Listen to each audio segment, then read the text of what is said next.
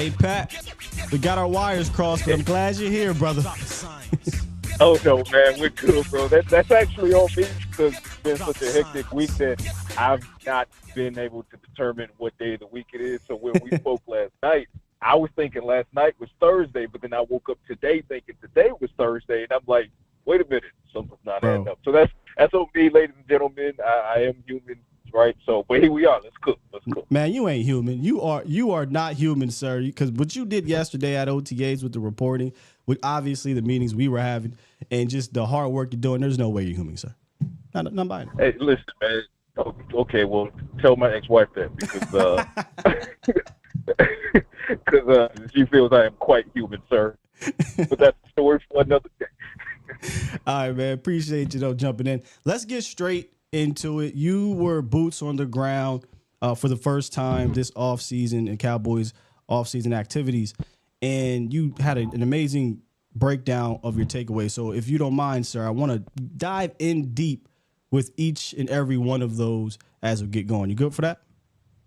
Yeah, let's go. Let's roll. Run down the list. Let's roll. Number one, first up, you talked about one of, in my opinion, the hotter topics this offseason, and that's been the Cowboys running back room. Now, welcome back Ezekiel Elliott. And the buzzword, it's been running back by committee. You know, how is that shaping out in your first look? Well, in the first look, it was a near 50-50 split as far as my tally. I did my best to try to tally the percentage of splits between Rico and Zeke, and they both got a very healthy amount of the first team. To my mark, there were no others that got first team reps. So you didn't see Royce Freeman. You saw Royce Freeman at first team on 707s, but not at full team drills. So in full team drills, it was a mix of Zeke and Rico, Zeke, Rico, Zeke, Rico, and they kind of went back and forth that way. So that's a real good first look as far as the Cowboys really holding fast as it stands to that running back by committee approach. Saw some Deuce Vaughn get looks. Nathaniel Pete, the undrafted rookie out of Mizzou, he got some looks as well. Not a first team though. Those are third team looks with Trey Lance, which we'll get to in a moment. And Deuce Vaughn, Hunter Lipke, those guys, like I said, they were more so the third team. But first team right now looks like it's a tandem of Zeke and Rico, which kind of harkens back to 2 years ago when it was Zeke and Tony. I think that's what they're kind of going for, at least right now. Were you able to get a look at Royce Freeman and where he kind of fit in with all that? Yeah, Royce was actually impressive in two capacities. One, he is – I've seen him in a glancing fashion before yesterday because keep in mind it was more so off-season workouts and then media wasn't available to see that. Rookie minicamp, obviously, he was not there. So this was the first real look I got walking right past, standing right next to, seeing him in the locker room, seeing him on the field, Royce Freeman I'm referring to. Number one, we already knew that he was a big dude as far as muscle mass, muscle size, and everything like that, which goes to his ability to be a power back. But he's actually a little bit shiftier than I anticipated. Now, that's not to say that he's as shifty as Rico, certainly not necessarily as shifty as a smaller Deuce, but for his size, he was operating pretty well in space. There was at least one particular instance on 707 drills where he was sent out on a wheel route from Dak Prescott, caught the pass and made one guy miss and was kind of off to the races, so to speak. So when it comes to Royce, a little bit impressed there, more so than I was in the limited time that I was able to see, that we were able to see Ronald Jones before the injury to Ronald Jones and then the suspension, and ultimately he got released. So if you're looking at small sample size versus small sample size, Royce does look a little bit more impressive than Ronald Jones did last year. So let's kind of talk about these guys that are going to be blocking for these running backs, man. The line that we hoped that we were going to see to open up the lanes for these backs didn't quite become the line that was out there. And I know it's early, but I'm curious. Is this the line the staff wants, or are they just easing these guys along? And these guys, I mean, Cooper Beebe and Tyler Guyton, the rookie, first and third round picks. Well, Cooper Beebe and Tyler Guyton being relegated to second team duties didn't necessarily raise my eyebrow at all because, like you said, it is early, and I also know the nature of Mike Solari, the offensive line coach in Dallas. He's an old school, he's a player's coach, but he's hardline in the fact that he wants rookies to earn the right to be starters. Fair So, enough. yes, it was Brock Hoffman at center with the ones and Dak Prescott and Zeke and Rico. And, yes, it was Chuma Edoga out at left tackle with the ones and Zeke and Rico. But I'm hard-pressed and I'm on record saying this, I'm hard-pressed to believe that with Tyler Guyton's work ethic and the crash course that he's going through, not simply in rookie minicamp, to OTAs, to mandatory minicamp, through training camp, through preseason. Also, recall he's working across the street after and between practices with Duke Manyweather. So I'm on record. I'm standing on this hill. I believe that, when the Cowboys catch that flight to Cleveland, it'll be Tyler Guyton at starting left tackle. So I'm not putting too much stock in that. Now, I believe the same for Cooper Beebe, but I believe Beebe has a bit more of a challenge to become the starter day one this season. I believe that he can be. I believe he will be the long-term starter. I believe he's the Travis Frederick successor we've all been looking for. But Brock Hoffman, unlike Chuma Edoga, Brock Hoffman's not going to be an easy out. He's just not an easy out. He looked good, Brock Hoffman did, in the reps with the ones at center. And he just has that dog mentality. Like, he has that Travis Frederick mentality where it's just like, I want to mow through guys. He looks real calm on the outside, but, man, I'm telling you, when that ball gets snapped, he's out for blood. And that's the same demeanor that Cooper Beebe has as well. I believe Beebe has the higher ceiling, but Brock has, a couple years on him in the league already that could kind of help him get some leverage out front. But, again, it's early, folks. We're having this conversation in late May.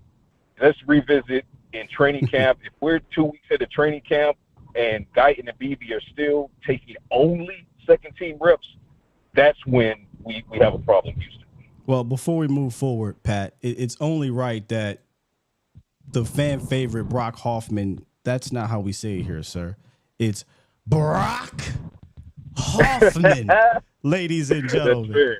And That's fair. If he's going to play like the Beast Incarnate himself out there, well, I should say have the mentality like the Beast Incarnate himself, then I'm all for this competition. But it sounds like Coach Solari really loves Brock. So he's like, look, man, he ain't going nowhere. We putting TJ Bass there. We got Cooper Beebe exclusively working there. So this center competition should be fun, but I expect Beebe to beat him out. It's going to be fun, and it's going to be visceral because, like you mentioned, Solari loves Hoffman. Mike McCarthy loves Hoffman. The Cowboys front office love Hoffman. So, and all of this is for a reason. It's not to say that they just happen to love the guy. Like, no, they love him. He's a lunch pail guy. He's a blue-collar worker guy. He is, in fact, out for blood on every snap. And that's the reason that they brought Cooper Beebe in, because he has the same type of demeanor with a higher ceiling. So I say all of that to say, like I said on Twitter yesterday, Brock Hoffman is not a scrub. I'm not saying he's an all-pro, so let's not get that misconstrued. Not saying he's an all-pro. Again, I believe Beebe will beat him out this summer to take that starting center role effective, first week of September of the games, I should say. But it's not going to be an easy out, is all I'm saying. It's much easier for Tyler Guyton to move Chuma Edoga out of the way than it will be for Cooper Beebe to move Brock Hoffman out of the way. That's fair enough. It's fair enough. A couple players, though, are missing, and high-profile players, and that seems to get a lot of attention across the nation. And one, Michael Parsons, who reportedly will be rejoining the team next week. Coach gave us an update there stating he was with the team last week or met with the coaches and whatnot, and he's been doing meetings. He's not missing anything per coach in regards to learning said playbook. But it's CeeDee Lamb that is expected to be out until the reporting is mandatory. Thus, that's giving these young wide receivers some important reps. And Dak Prescott had this to say on these young guys getting these reps here, Pat. Yeah, at the end of the day, we're gonna have to count on one of these guys who's getting some of the reps that CD would, right? And so I think that's the important part for these guys to understand that these are real reps, and for me and everybody else, as I said, it's in a sense it's okay that he's not here. That's a big time player, and he's training. We know what he's doing. We know that he's fine. I've thrown with him a couple of times. I think last time you asked me, I said no, and he's ready to go. He looks like CeeDee Lamb. So the fact these young guys can get in here, they can hear everything, they can communicate, they can understand what I want on routes will be big, and we're going to need some of those guys. How are these guys looking out there, Pat? All these young guys. As it stands, and it is early, young guys are looking good. There are a couple couple of the rookies that both had an impressive play, like Crooms, for example. I mentioned that he caught a throw in traffic, well-placed throw in traffic that only he could catch as far as the placement from Trey Lance, but he was able to bring it down. He's only 5'11", but he was able to elevate above two linebackers and a safety bearing down. He came down with the ball, got a couple of yards after the catch, so he was impressive. Had a drop, though, in 7-on-7, so can't have that. But, again, had more positives than negatives. And then when you start looking at some of these other young guys, Flournoy, for example, I knew that he was an elite athlete, freak athlete. Let's describe it correctly. He's a freak athlete, Brian Flournoy is. What I was wondering, though, is what his footwork would look like as an ex-receiver, because that was one of the things with Michael Gallup, because for as much as Michael Gallup was in his prime, a game changer down the field and attacking those, the default at the high point, being able to out-muscle younger defensive backs, kind of struggle with the route running, right? Struggle with the quickness in the feet. Flournoy doesn't have that issue that I'm seeing right now. He was lined up a couple times on the outside with Kalen Carson, who did only boundary work. For those that are wondering, is Kalen Carson going to be nickel? Is he going to be outside? He was 100% outside corner all day yesterday. And talking to Al Harris a couple days prior, that's exactly what's going to be the theme for Kalen Carson going into training camp. I don't think you'll see much nickel work. I think you'll see some, but I think they're really trying to commit him or keep him committed to outside. But against Kalen Carson, who is a very, very sticky cornerback, Flournoy was just shedding guys, right? I mean, like in and out of his breaks, his footwork was crisp. The breaks were just lethal. Like his footwork yesterday was Cavante Turpin-esque as far as the quickness in which his feet were moving in and out of his breaks. And then speaking of Cavante Turpin, I cannot stress this enough what I'm about to say, folks. If the Cowboys continue the trajectory with how they used Turpin last year and what I'm seeing already in OTAs, Turpin got a lot of burn yesterday with the ones, and he got targeted a lot by Dak Prescott, and he did not drop a single pass. He didn't drop it on out routes. He didn't drop it on inside slants. He didn't drop it on at least on one deep fade that he caught over the shoulder with the defender, like right there in his face, brought that down, got both feet down before he went out of bounds. 7-on-7s with Dak Prescott. He went on a wheel route, and just it was a double move wheel route, something that I rarely see at this level. He pulled it off. The execution was flawless, and it was an absolute dot by Dak Prescott, touchdown, back of the end zone from like 50 yards out. So that chemistry between Turpin and Dak is something to watch. And you get me excited because I loved his progression last year. They used him all over the place. 4 touchdowns. We forget, Turpin was scoring last year for you in the minimal opportunities. And now without Michael Gallup, it does sound like Coach McCarthy is going to use all 3, when I say 3, Brooks potentially, of these guys in that wide receiver type role. And Turp has that speed. Obviously, Brandon Cooks, we got reports that speed was shown last year. If they can use Turp's speed, like, say, against the Niners or against the Washington football people, that'll open up that middle of the field for some of these possession receivers and obviously for guys like Jake Ferguson. So that's music to my ears, Pat. Well, and also you bring up a great point. While I was trying to make sure I hit the points on the rookies and how impressive Cavante Turpin looked yesterday, Tobin and Brooks, both of them were getting reps with Dak Prescott in the first team in full team reps, not simply in 7-on-7s, but in full team reps. So to see a guy like Jalen Brooks out there, former 7th-round pick, who impressed in his opportunities last year, out there mixing it up with a former 3rd-round pick in Jalen Tolbert, who looks even more confident than he did in year 2 when he made the strides over year 1, Jalen Tolbert I'm referring to. And then, shortly after practice, we talked to Brandon Cooks, and here's Brandon Cooks' quote when he was asked about Jalen Tolbert. Quote, "He's ready to go. Whatever the expectations are for him in 2024, I'm telling you, he's going to crush it. He's ready. It's the way that he goes to work, and I think the time is now for him." That jives with what McCarthy has been saying about Tolbert, what Dak is saying about Tolbert, and all signs do point to this potentially being a breakout season for Jalen Tolbert. But that being said, he's going to have to earn it in a battle against a very talented Jalen Brooks, against a very talented and person who's being ramped up in Cavante Turpin when we're talking about the battle for wide receiver 3. So, Will, you talk about how fun and brutal the center position battle is going to be that wide receiver seat, that wide receiver 3 seat behind Cooks and Lamb. That's going to be one of the hottest tickets this summer, right up there with the tight end. I was just thinking about it. It potentially, obviously you include Turpin, but you got 3 Jalens that are going to be fighting for that. Jalen Brooks, Jalen Tolbert, Jalen Moreno, Cropper. What's up? What's the fascination with this Jalens, man? I don't know. I don't know. Same fascination with the Tylers and the Tyles of the world, man. It's just what they do. It's just what they do, man. You lose Tyler Biadasz, what do? You draft a Tyler guy, and it's like they gotta have, they gotta have him, right? So it's funny how that's been working out lately. Facts. We got Patrick No-C Walker giving us this fantastic science of DallasCowboys.com. And speaking of science, there's going to be a microscope put on Trey Lance all offseason, right? All eyes are going to be on number 19. Boy, I hope he changes that. But number 19 for Trey Lance. Take us on the field and give us a detailed breakdown of how he looked in the first practice the media was able to see. Well, it was the second practice because they had a practice on. Yeah, they had OTA session number 1 was on Tuesday. Yesterday was OTA 2, but that was the media availability. Right, but, the first for the media. My apologies. Oh, yeah. So with Trey Lance, the first thing that stood out to me, and I got asked this question after Cowboys practice was moved indoors yesterday.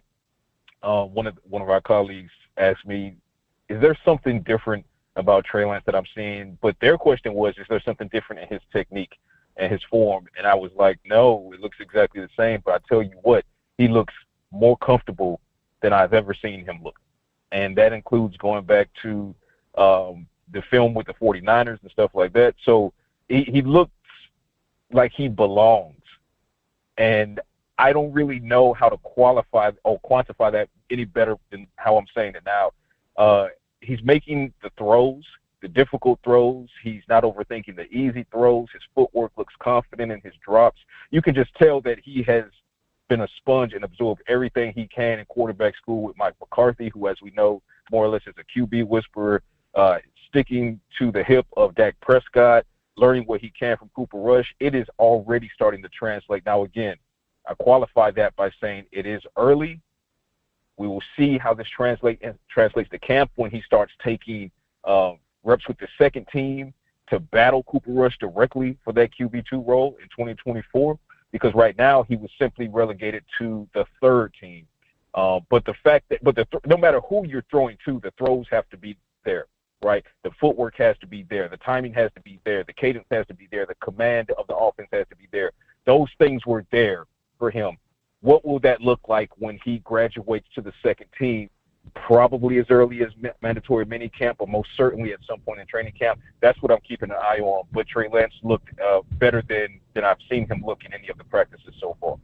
Yeah, one thing that Coach McCarthy had brought up in his press conference was that he's going to get ample amount of opportunities this preseason. And something that I've said here on the show a few different times was, look, I'm no coach or anything like that, but if I was them, I know what I have in Dak. Dak's not going to play in preseason. We understand that. Not a single snap. Not a single snap. Not a one. And you really know what you got in Coop. I understand you want to, as a backup quarterback, when I say Coop, I mean Cooper Rush. As a backup quarterback, you need to get reps in preseason because you're hardly going to get them during the regular season. But I don't know if there's another player on this Cowboys roster outside of rookies where preseason snaps, offseason snaps matter more. And I know Trey Lance is this is his 4th season, but he doesn't have enough time on task. So is there an inkling in that building that Trey's going to get the first go about it as a starter in preseason as opposed to Cooper Rush? Yes, and that's why I say my expectation is possibly as early as mandatory minicamp, June 4th to June 6th, he might begin to see some reps with the second team. But I absolutely expect that Trey Lance is going to be taking at least 50% of the second team reps in training camp to put him in a 50-50 split with Cooper Rush to give him the best chance at putting as much out there as he can. And then, of course, that goes to what you're asking, preseason as well. I think this is the preseason of Trey, and you can use that title if you want. I think this is the preseason of Trey. I think he will get the large bulk of snaps in the preseason. Cooper Rush will get his but only in the capacity of trying to keep Cooper Rush sharp as far as game time, like as far as game snaps are concerned. But they already know what they have in Cooper Rush, Right. and you're not a single time going to see Dak Prescott on the field. So I do believe the large majority, it could be upwards of 75% of the time, you're going to see Trey Lance out there because as long as Dak Prescott remains healthy in 2024, you're not going to have a chance to see Trey Lance in a regular season game or postseason game. So preseason is where you got to do it. And I think that they know that, and I think McCarthy has the month of August circled for full-blown evaluation of Trey Lance's future. You brought up a play earlier that Trey Lance was competing with a rookie defender in Kalen Carson. And you also had in your notes here about Marshawn Nealon and Maris Leofau. So I would love for you to go into more detail on those guys. But I want to start backwards because you said something about Carson earlier that kind of had my little antennas perking up here. And you said that, Where was your antenna? I'm glad you called it. Where was your antenna? Come on, man. Fact. Don't be sorry. Be careful. Be careful. I can't say the other part, but yeah, Right. So me personally, I love Carson's his film. I know he gave us some touchdowns against Florida State and Notre Dame, but dude has this dog mentality. Just something about his calm confidence. And I love that mentality inside. But you said it looks like he's going to be, and I'm fine with him outside, but it looks like he's going to be primarily outside. That's the plan. So my question to you, and this is very early, does that mean if Jordan Lewis goes down, we're talking about Deron Bland going inside and Carson will be then the boundary corner? Here's what I think people are forgetting in this equation. Eric Scott. Yeah, it's fair enough. I think people are forgetting Eric Scott. Eric Scott is only 1 year removed from the Cowboys trading up to get him. Now, granted, he wasn't able to earn his way onto the field last season, but he's in the equation. And his first and foremost, his physique over last season is he's bigger, he's more muscular, and he looks more determined to get on the field than ever. And now he sees Kalen Carson being brought in around the same time of the draft that he was brought in, and that's got to send you a message to say, hey, you've got to go hard here. So I do love what Kalen Carson brings. I also love what Eric Scott brings. The biggest knock to both of them, or I should say Kalen needs to get better at taking the ball away, and I think he knows this, which is why that's one of the main things he's picking the brain of Al Harris to figure out, because Kalen Carson, he's one of the stickier wide receiver or cornerbacks in the draft class. However, he's not been able to bring the ball down consistently. Eric Scott, however, is a little bit better at taking the ball away, but not so sticky in coverage. But both of them are physical at the line of scrimmage, and they're physical with receivers out of their breaks. So there's a competition there. So the question then becomes, if Jordan Lewis, knock on wood, if he were to go down, I don't think you see Deron Bland move inside and Kalen Carson go to the outside. I think the question then becomes, how much work has Kalen Carson gotten at the nickel in his first training camp versus how much work has Eric Scott gotten over the course of 2 training camps at the nickel, and who's more ready to step in at the nickel should Jordan Lewis go down? I think that the Cowboys know what they have in Deron Bland. At nickel, obviously, he had a breakout rookie season there, but they also know that he's a record-setting boundary corner. Yeah. So don't make that your first move is what I'm saying. I don't believe the Cowboys would make that their first move. I think it would be their break glass in case of emergency move if you put an Eric Scott in or a Kalen Carson in at nickel and things aren't going well and you drop a game or two because of that, then you look at Deron and you say, hey, go ahead and move there. Kalen, go ahead and move outside and we'll kind of work from there. I just don't think that moving Deron to your nickel in the event Jordan goes down with injury is going to be your worst case scenario. I really don't feel that way. Fair enough. You also brought up a couple of the other rookie guys. I'm going to start with Maris Leofau, who, is being spoken highly of by Mike Zimmer. I mean, he loves his mentality. He loves his fit here. He pounded the table for him. And you said he was working in and out of first and second team. And one of the big things coming out of the hire of Zimmer was we'll see more 3 linebackers on the field when teams going heavy. And was it Maris Leofau who was out there with Damone Clark and Eric Scott? Kendricks. I'm sorry. Yeah, Kendricks. I got you. I got you. We keep each other clean, brother. I got you.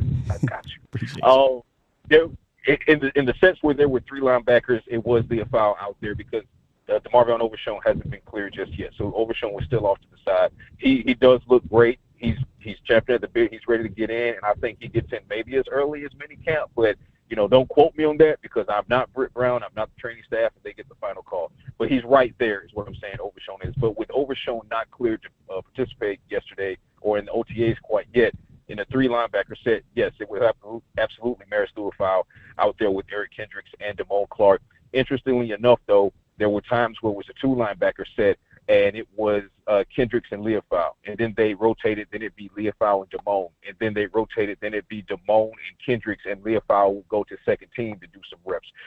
Also, key to note that Leofow, which is a carryover from what I noticed in rookie minicamp, he's been getting work at all three linebacker positions, Mike, Will, and Sam. So his versatility is already on display for, McCurley and Zimmer, and showing that, hey, he can do it all at the linebacker core. That's going to be paramount for when DeMarvion Overshown is ready to come back in. Yeah, message. Going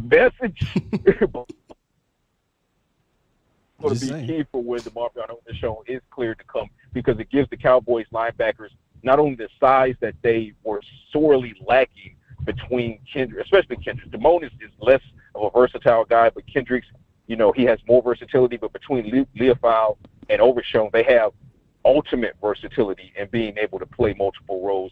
So I'm really curious to see when Overshown does come back. That's when I'm going to start looking at Leofow in the aspect of how does Mike Zimmer deploy those two young linebackers, knowing that Eric Kendricks is the former All-Pro who's going to be the leader of that group, and what does his rep count look like? So that's what's going to be curious for me. Hey, before I move on to talk about Nealon, DeMarvion Overshown, he looks bigger, and he said he put on 13 pounds. Can you kind of give us that take?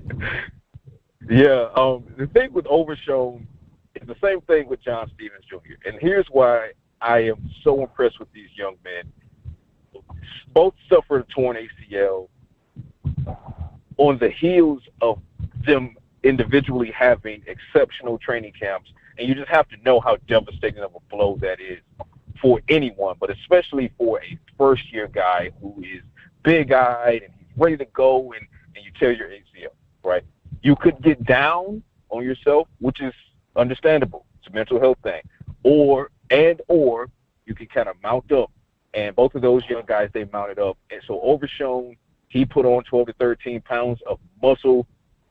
His legs look ready, and I say that because I've obviously been seeing him for the past several months. And first he was in his knee sleeve, and when he came out of the knee sleeve, which makes sense that that one leg will be bigger than the other, lack of a better way to say it. Both of his legs look healthy, strong, ready to go. His top half, he's put on muscle, and that for opposing offenses, that's got to be kind of scary. I get it. He's technically a rookie because he was redshirted. He's still going to have that learning curve. He needs a little bit of grace as far as also physically getting back to top form. But I say all of that to say he was already rangy, sideline to sideline, tackle machine in last year's preseason before he went down. Now you're talking about a guy who possibly hasn't lost any of his quickness, any of his coverage ability, but he's bigger, which means he can hit harder. He can get to the point of attack with more violence. And not dissimilar from, John Stevens on offense. John Stevens Jr. was already a receiving threat, versatile, former receiver turned tight end. He was rangy, long. They pretty much have a similar build. But this is a true story. Yesterday, they had their helmets on, and they were walking toward me, and I couldn't tell who was who physically. Dang. I couldn't tell the difference between John Stevens and DeMarvion Overshown, with the exception of John Stevens. John Stevens like 7 feet, though. Yeah, that's what I'm saying. With the exception of John Stevens being a bit taller, because DeMarvion is not Deuce Vaughn now, right? Fair. He's like 6'3", 6'4", you're right. That's what I'm saying. With the exception of John Stevens being a little bit taller, physically, rangy, like the length, the wingspan, and the muscle mass, like they are both muscular. So Stevens, he's going to be able to hit those blocks more aggressively, and that's going to put a lot of pressure on a guy like Peyton Hendershot, for example, a guy like Luke Schoonmaker, who's now dealing with another injury. picking up where we left off, we were talking about you were talking about JSJ, John Stevens Jr., and DeMar Van Overshown, how those guys were looking good. I kind of want to transition now into Marshawn Nealon, who you said won some reps out there with against some of the first team offensive linemen, and you brought up violence. This dude right here might be one of your most violent draft picks that you selected. Indeed, and what's crazy is he has that sneaky smile, because off the field he doesn't look like he's going to be that violent, that brutal. But when he puts that hand in the dirt, he is exactly that. And he was getting a ton of burn with the first team reps, especially with Micah not in the building quite yet. So you talk about CeeDee Lamb not being in the building and how the young guys need to benefit or take advantage of those opportunities. That's Marshawn Nealon in OTAs right now in the absence of Micah Parsons. He's getting a lot of burn alongside Sam Williams and DeMarcus Lawrence, obviously, as far as the edge rotation goes. And he was basically handling guys. I mean, he didn't win every rep, but he damn sure won plenty of them. And in the fashion in which he was winning the reps, it was with violence more often than not. He won a couple with speed around the edge, but you can readily tell that he's going to be one of the best run defending edge players for the Cowboys alongside DeMarcus Lawrence. And that's going to be something that he has over Sam Williams. But something Sam Williams has over him is Sam is a more pure pass rusher. So if Marshawn Nealon can develop that pass rush aspect, he can be that much more damaging. But he was definitely giving Chuma Edoga, of course. I won't even say a ride or walk for it or run for his money. Like, he was taking him on a ride. He really was taking him on a ride. I mean, I should be shocked, but I'm just saying that's interesting though.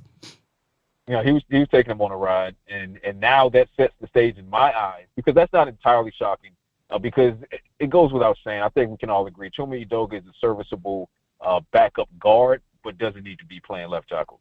So right. I'm not entirely shocked there. But that's not to take anything away from Marshawn Nealon, because it's still a veteran going against a rookie and basically getting walked a time or two. Now, again, that sets the stage in my eyes for Marshawn Nealon versus Tyler Guyton when those matchups start to crop up in training camp, because Guyton is much more athletic than Edoga. Guyton is stronger than Edoga. Guyton is bigger than Edoga. But Marshawn Nealon, he's bigger than you think he is. He's more violent than you think he is. So I'm looking forward to that matchup. But as it stands, Chuma Edoga wasn't able to give him much of a challenge yesterday, which again is a credit to the rookie, because that shows he's coming in ready to go. I didn't hear much from really anyone out there about Sam. With Micah not attending this week, was Sam the first one called up? Sam was the first one called up, yes. And Sam played well in practice. He practiced well. And the reason you're not hearing anything coming out of yesterday's practice for Sam is because he didn't do anything wrong, right? And then when you're looking at OTAs, you're looking at it from the aspect of trying to really key in on the rookies. Where are they playing these rookies? How do the rookies look against these veterans in full team practice and 7-on-7 drills and things like that? So that's why the crux of my observations were centered around the rookies. But I did keep an eye on some veterans as well. Obviously, I spoke about Kevontae Turpin as one of the veterans who stood out yesterday. But I didn't see Sam do anything wrong yesterday. So no red flags there, or more accurately, no yellow flags there on yesterday. He got into the opposing backfield, as often as you would expect Sam to do, which is quite a bit. He did have his struggles a time or two, but you're not going to win every rep. And no one's doubting Sam Williams' pass rush ability. I would like to see him get a little bit better with defending the run. So kind of like what I was saying with Nealon, if Nealon can develop the pass rush, he'll be that much more of an impact guy. If Sam can develop the run defense off of the edge, he'll be that much more of an impact guy. And, of course, delete the untimely penalties that change games in favor of the opposition. But, yeah, Sam acquitted himself well in practice yesterday. Nothing that stood out. No offsides penalties, nothing that was unnecessary. So looks like he's, at least right now, he's able to control his motor and understand that there's a difference between the value of having a high motor and knowing when to gear down. Well, we know one thing for sure. Mike Zimmer and Jeff Scanina, they are not with the shits when it comes to that.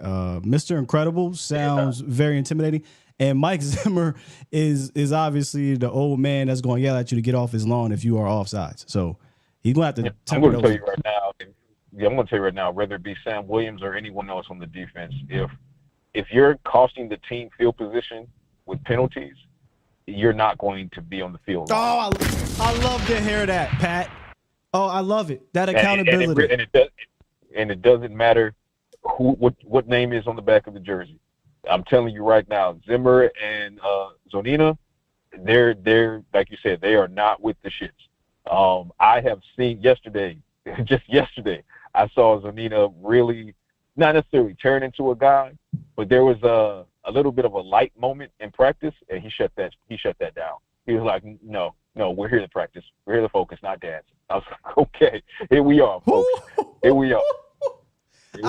Hey, that's so crazy. I meant to actually bring this up because the other day one of my things was that I wanted to watch was how does this defense adjust to the attitude change from the coaching staff? Because no offense to Dirty and DQ, those were, hey, I'm gonna put my arm around you, hey, everything's good, you're my guy and things like that. And I know they coached hard from time to time, but it's without a shadow of a doubt there's a difference in how Skanina and Zimmer coach. And I was just wondering, how are they going to adjust to the attitude change? So to hear you say all that dancing and stuff, they're not with it, that's just the tip of the iceberg. I'm very curious to see how farther along this goes and who eventually, is able to take it and maybe weeds themselves out by the time you get down to the 6 or 53. And that's where time, as I always say, time is a snitch. It's going to tell you everything you need to know. So we're going to find out who benefits from it in the aspect of, because it's all in how you look at it, right? It's like Al Harris said, and it's like Eric Kendricks is saying when it comes to Zimmer, and it's like even Greg Ellis said when it comes to Sgonina. You have to understand it's all coming from a good place. It's because we all want to win. Right. So take the message, not necessarily the plate that the message is being delivered on. Like focus on the food and not the plate. So we'll see, because this is going to be a different regime as far as temperament goes. Now, I will say they do have I think they've struck the perfect balance here, because last year, and I love Aiden Dirty, but, where was the Zagonina and the Zimmer temperament last year? Like, who had that in this coaching staff? Come on. That's what I'm saying. Now, what you have here is you still have Al Harris, right? Players coach, but Greg Ellis, players coach. But then, those guys are balanced by Zagonina. They're balanced by Mike Zimmer. So now I think the scales are balanced, wherein you have just the right amount of players coaches who can put their arm around you and say, hey, this is what he's trying to tell you. But before that happens, you're going to have Zagonina look at you and say, what the hell is your problem? Right? Because even Zagonina, when we were talking to him, and he called himself a quote-unquote loose cannon, he said he's the raging lunatic. Yeah. And he compared Ryan Kerrigan to Greg Ellis as far as being like the more calm guy. He was talking about balance, which is basically what we're saying here right now. But he also said that on the sidelines, and Zimmer said the same thing, because they asked Zimmer, was he going to be in the box or on the sideline? And he said he'd be on the sideline. And he said it's so that he can coach guys as they're coming off.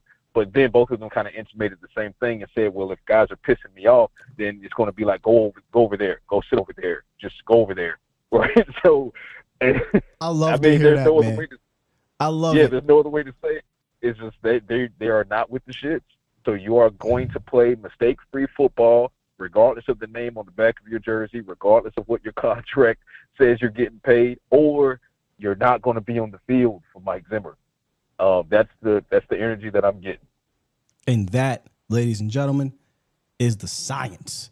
Hey, Pat, appreciate you coming through and sticking with me through that little technical difficulty, man. I know you got to get to a meeting, man, but we will be wrapping next week. And that, can you give us quickly the schedule for next week? I know they have like a small break before they start the second part of OTAs.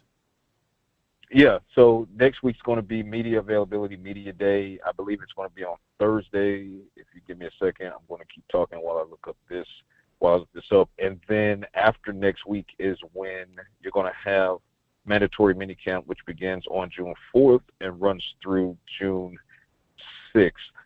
And if my email participates, I'll give you the actual. I know it's next Thursday when they're going to have media availability. It is. Give me a second. It's all good. So They only give y'all one day. I got you. McCarthy's going to have his press conference next Thursday at 10:45. Practice is going to be just before noon. Locker room opens up like around 2 p.m. So next Thursday, you're going to start to see people like Micah Parsons, who's expected to be in the building. He should be available to speak to the media, and that's going to be a big talking point for everyone because it'll be his first time speaking to the media formally in the building this offseason. So next Thursday is something to circle on the calendar. And then the Tuesday in the week after, June 4th through June 6th. And then after that, we hit the dark patch before training camp. It's all good. We'll still be rapping to you, man. Appreciate you, Pat. We'll talk to you next week. Enjoy your weekend, sir. Enjoy King and Queen of the Ring. I know you'll be watching. Absolutely, bro. Let me talk to you. Talk to y'all later.